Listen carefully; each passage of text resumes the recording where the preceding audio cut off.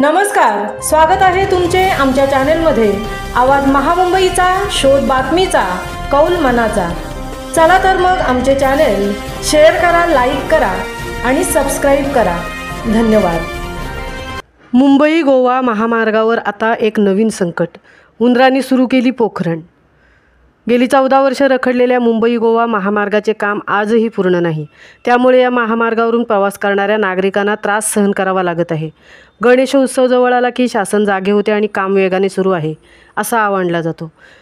चुकीचे सर्व्हिस रोडवर असलेले रेतीचे साम्राज्य, अनेक ठिकाणी प्रकल्पग्रस्तांचे न्यायप्रविष्ट प्रकरण, विद्युत खांबांची उभारणी पण त्यावर नसलेली विद्युत रोषणाई, महामार्गावरील जीवघेणे खड्डे, बाहेर पडलेले कामाचे स्टील, दिशादर्शक फलकांची वाणवा, तसेच आतापर्यंत मुंबई गोवा महामार्ग 399 अपघातात, महामार्गाने घेतलेले 137 निष्पाप बळी, अशा एक ना अनेक समस्यांच्या गर्तेत अडकलेला हा मुंबई महामार्ग।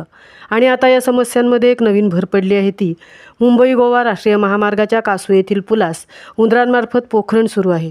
मानवनिर्मित समस्या सुटत नाही, त्यात भर पडली आहे आता उंदरांसारख्या प्राण्यांनी पुलाखाली मोठी भगदाडे पाडली आहेत।